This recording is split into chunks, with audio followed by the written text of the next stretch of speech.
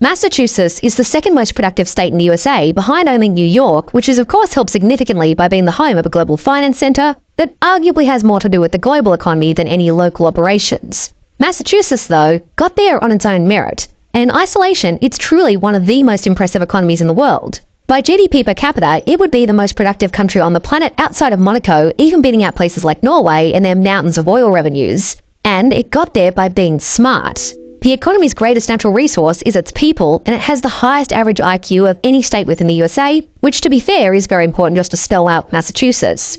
Now, of course, people that give too much credence to IQ scores should probably be the last to draw attention to intelligence quotients, but in the case of Massachusetts, there is something more here, to the extent that it actually impacts their economic systems. The state is famously home to some of the most prestigious universities in the world, which, for better or worse, are major industries in and of themselves. On top of that, though, the state has developed highly technical and world-leading companies that hinge almost entirely on technical knowledge. These economic achievements also crucially translate into real quality of life improvements for average people living in the state, and beyond income levels, the state often ranks top of the pack in lifestyle metrics as well. Considering that Massachusetts has achieved this without amazing natural resource endowments or even particularly favourable geographic conditions, it could be the model of a sustainable, extremely high-income economy. But nowhere is without its problems, and to get to the bottom of them, we need to, as always, answer a few important questions. So, how did Massachusetts become the smartest state in the USA? How did it leverage that to build out one of the most productive economies in the world? And finally, is this economic system replicable in other states or other national economies? Once we've done all of that, we can put Massachusetts on the Economics Explained leaderboard to see how it stacks up against other US states and entire national economies. The USA is the largest and most influential economy to have ever existed in human history. But the question is, why? It's not the largest, most populous, or most resource-rich country in the world. It's still relatively young compared to a lot of other advanced economies that have had centuries-long head starts, and yet it is today the de facto global hegemon. We have a really exciting announcement. Over the past 2 years, we've been quietly working on a documentary in partnership with CuriosityStream that attempted to make sense of this paradox. We spoke to world-class economists, historians, and business people to get to the bottom of this success and also address if this is really for the greater good of the world or even the American people. It was a massive project that the entire team is incredibly proud of, and you can watch it now over on CuriosityStream. The origin of the USA as the country we know today is where settlers on the Mayflower landed in America, and perhaps the craziest part about the Massachusetts origin story is its accidental existence. A separatist sect of Puritans, later known as the Pilgrims, planned on settling in the mouth of the Hudson River, but weather conditions forced them to make do with the objectively inferior operating base known as Cape Cod, eventually becoming the Plymouth Colony. It's where the US Thanksgiving tradition comes from, even though the official holiday wasn't fully recognized until 1863.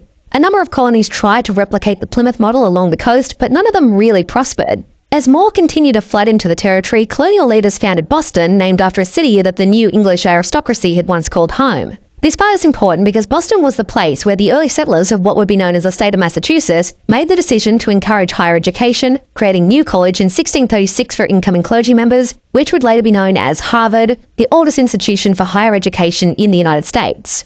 After achieving statehood in 1778, Massachusetts rapidly industrialized and continued to lead in technological innovation well into the 19th century. By the time the Civil War had ended, the state had already begun to double down on initiatives that encouraged technological innovation and education. For example, they were one of the first states to introduce gas-powered automobiles, and the Massachusetts Institute of Technology, or MIT, Boston College, Amherst, Smith, Clark, Northeastern, and Simmons were all established in just 40 years. The Great Depression dragged Massachusetts into a cycle where much of its manufacturing ceased, but that was actually a bit of a blessing in disguise. Post-World War II developments in the electronics and communications industry, accompanied by federal funding, finally proved that the state's focus on education was a priceless asset. The state is home to the aforementioned academic giants like MIT and Harvard, alongside dozens of other very well-regarded universities, which means there is a lot of money flowing into the state from students just looking for an education. Harvard alone, with approximately 7,000 undergraduate students, although this number tends to fluctuate, makes about $400 million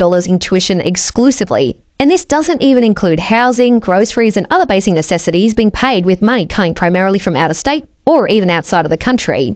As for the university's expenses, including the number of students who can't pay in full, Harvard's endowment value hovers around $41.9 billion, which brings up another salient link in the Massachusetts chain of educational benefits: graduates.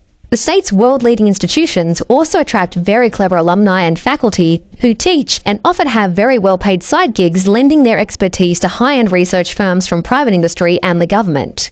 In other words, handicaps in areas like agriculture and heavy industry actually ended up being a benefit in their case by redirecting the focus on education, encouraging brain gain, which is the flip side of the cautionary tales we've explored in a lot of recent videos. And as a result, the vacant textile mills and factories of yesteryear, once empty by economic hardship, have transformed into research centres aided by large tech companies.